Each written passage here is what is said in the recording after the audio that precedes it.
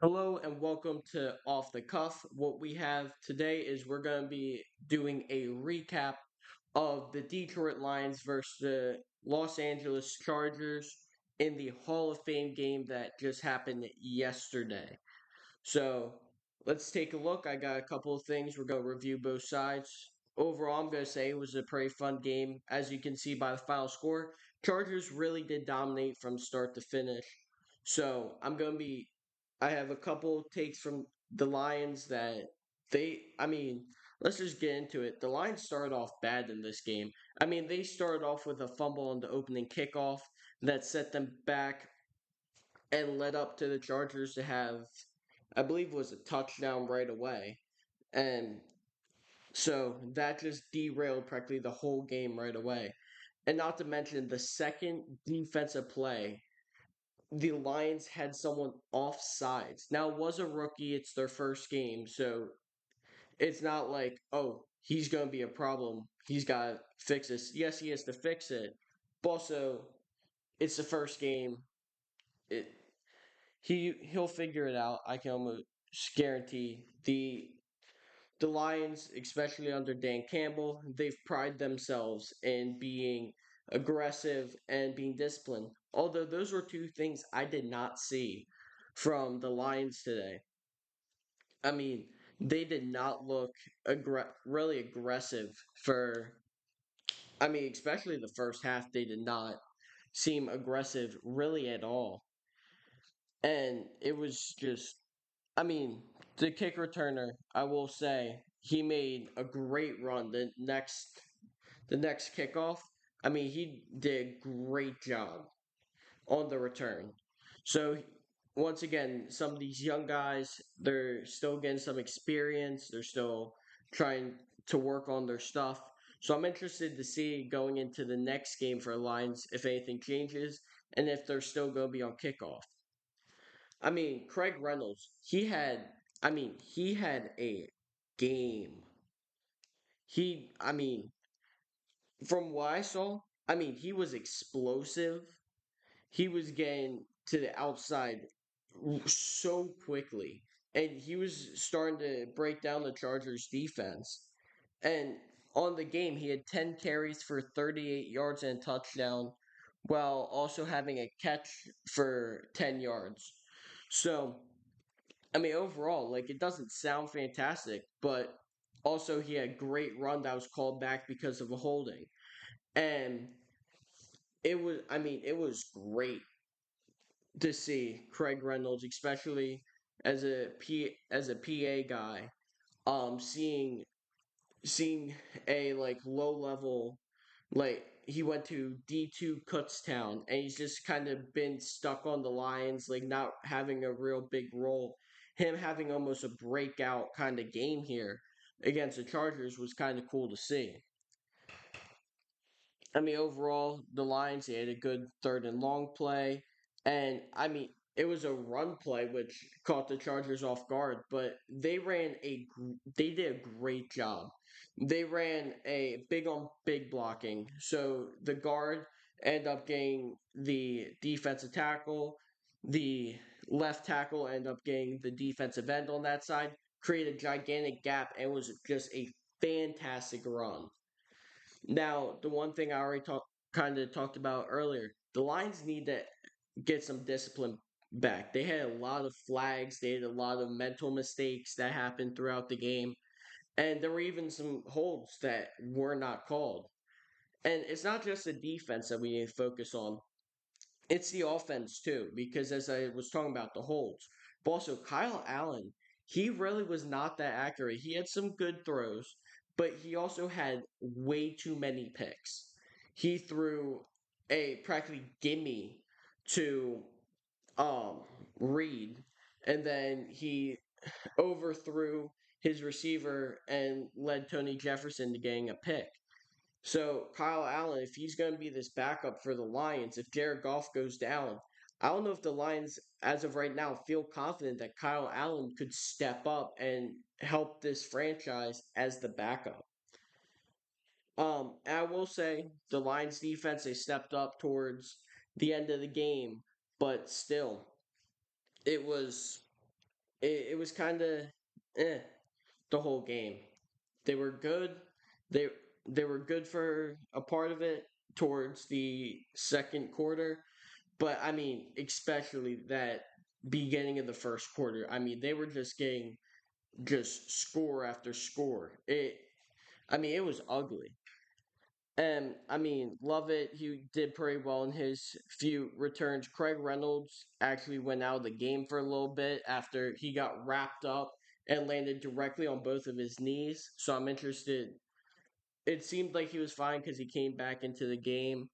Um, and I mean, love it. He had a rough start. He had a really good ball thrown to him, and it was just dropped directly in his hands.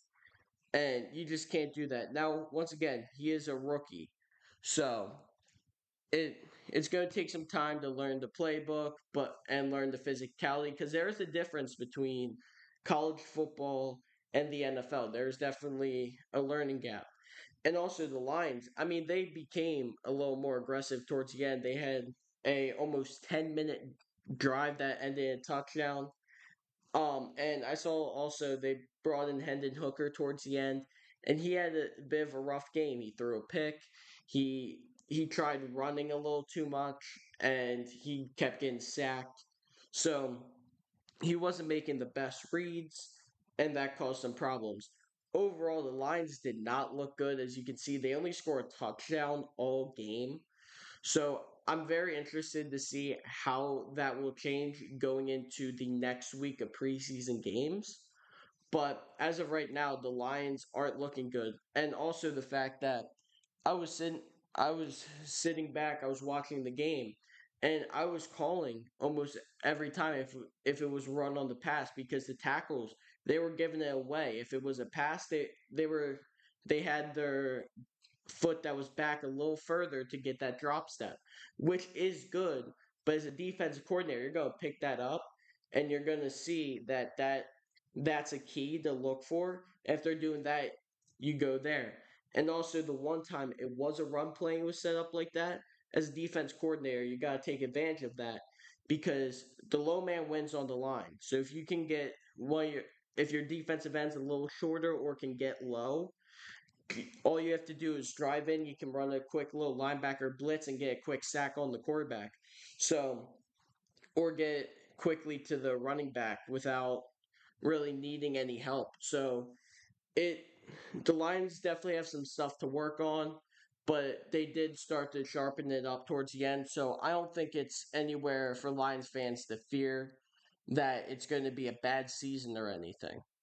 Now going to the Chargers, I have less points for them, mostly because I mean they look sharp all game, and it starts with Trey Lance. I watched first play. Trey Lance has the ball, perfect play action play, and I mean he did a great job faking it as the quarterback the best he can. He was doing some great little dump offs. His touch passes that in the game they were saying he wanted to work on all year, he did fantastic with. So definitely Trey Lance looked really good. So I mean, I'm very interested to see the Chargers because I mean Trey Lance could become a trade candidate, or he could also be a very good backup for the Chargers if either Justin Herbert struggles or if he gets hurt. So the Chargers might have their backup already solidified and also maybe someone that they can get some assets later on to help improve a probably really good Chargers team. And now that we go into a little bit of the scheme of Jim Harbaugh, he's bringing that power run that he had probably since the 49ers, considering with Frank Gore, they definitely were a bit of a power run. But in Michigan, I mean, they were a huge power run team. And even last year, they were a power run. They just didn't have necessarily the running backs to get it done. But Najee Harris being out, we got to see from rookie Amarion Hampton. He had a fantastic game. I have so many points in here from the fact that his first step off the line, he's explosive. He is selling that play action so well. I saw him. I almost thought it was a run play for a second too.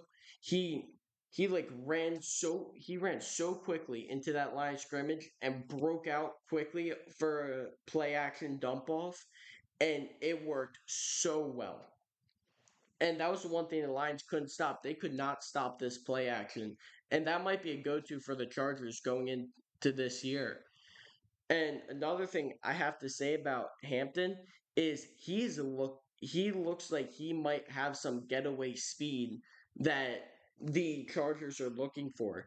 So I don't think Najee Harris is guaranteed to be a starter here. I could see a Marion Hampton, especially if Najee Harris is out for however long with this eye injury. We could see a Marion Hampton being the starter with Najee Harris as the backup. So very interested to see. We got to also see Zion Johnson. He was working at center. He was a guard. So they're trying to get a bit of a feel for him at center. He had a couple rough snaps in the beginning, but other than that, he looked fine. Throughout the night, he kind of cleaned it up. So I'm very excited to see. That is one thing that would be great for him because if they need a guard, you could always put him at guard, but you still have him at center, definitely starting at center. So you could have him as a multi-line guy, and that could be a key for the Chargers because one thing about offensive linemen, if you can put them anywhere, you can switch up of a a look of an offensive line. So if you have a faster center, put them at guard. You have a big tackle, put them at center. Like if you can do all that, and they can get the job done, you can throw off a defense and you can do some amazing things when you're able to mix up a team like that. Now, obviously, um, later in the game, Cameron Dicker had a missed kick. I don't think it's that big of a deal. It was just one kick.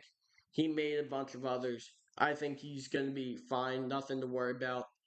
Once again, just back to Trey Lance. Just good first drive. Two clean passes. He got a touchdown off one of those touch passes. I don't have it written down on the notes, but another person, Keandre Lambert Smith, he had a fantastic game. He had two catches, 43 yards, and a touchdown on two targets. He didn't have any run plays in, but it is that was I mean, as a rookie who's supposed to be a starter, you're going in your first like look you have two catches, 43 yards, and touchdown. That's impressive. I'm looking at that as a coach and saying, all right, maybe this is the guy. We've given him two chances. He caught both of them. He got a touchdown, and he's been performing on his routes. This is a guy we need to look at. And now just taking a look at Trey Lance, because I know this is a bit of a Trey Lance like practically praising. But I mean, 13 of 20, 120 yards, two touchdowns, no interceptions, and he was only sacked one time. And that is as good on the offensive line as it is on him because watching that game, Trey Lance, he was making some great reads. He was slowing down the game for himself. He was reading. Even though he's mobile, he was waiting to run. And that's what you want to see out of a quarterback. Even if they're mobile, you don't want them to have to run anytime there's any kind of pressure. If he can slow down the game and make the reads, while there's pressure, that's the sign of a good quarterback. So Trey Lance could be really, really good now that he's starting to develop. There was a good sell by Patterson on on a play action. As I keep saying, this play action is insane. Um, he yeah, Trey Lance broke out two sacks on the one play. There was an offside on Deshaun Hand, who is went from the Lions to the Chargers, and that's just one of the few times the Chargers had slip up. But other than that, they were mostly fine. Nico Reed had I talked about this a bit earlier. I mean, great read. He was covering the tight end, and Allen just threw the ball, and Reed made a great read and just picked it off. Took it about 30 yards for a great, great pick. Another key for the Chargers is their halfback Vidal. He's a great power runner. Rock Sin tried to stop him. Rock Sin had a great tackle on Hampton earlier in the game, but Vidal just lowered his shoulder and sent him flying. So, and right after that play happened, from like the 3 yard line, they had a halfback dive that Vidal scored on from, and it was a great run. He powered through, he got stopped for a second, and then he continued to power through and got the touchdown. And this leads to my point. The Chargers halfback room is going to be very deep and probably very strong. This could be a scary run first team that can throw in those play actions. This could be an AFC West threat. If you think about it, the Raiders are still trying to find their footing. The Broncos, they're still trying to rebuild and they're trying to build off of a young Bo Nix. So it's going to be interesting to see if the Chargers could keep up with the Chiefs and maybe give the Chiefs a run for their money. And the Chargers secondary is also going to be pretty good between, as I said, Tony Jefferson, Nico Reed. They had some great plays. There were a lot of times Kyle Allen just couldn't find anyone and had to throw it away. So the Chargers secondary might also be a strength for them, which will be very good against the Chiefs, especially if they can drop it, if they can bring up a safety into the box to handle Travis Kelce, who's probably the Chiefs' number one threat other than Xavier Worthy. And speaking of Xavier Worthy, if you can find someone that can hang with him speed wise, you will be perfectly fine against the Chiefs. They're not they became human after they faced the Eagles in the Super Bowl. They are not a unstoppable force. They are very beatable. And I could see the Chargers, if not, I could see them splitting the series in this year.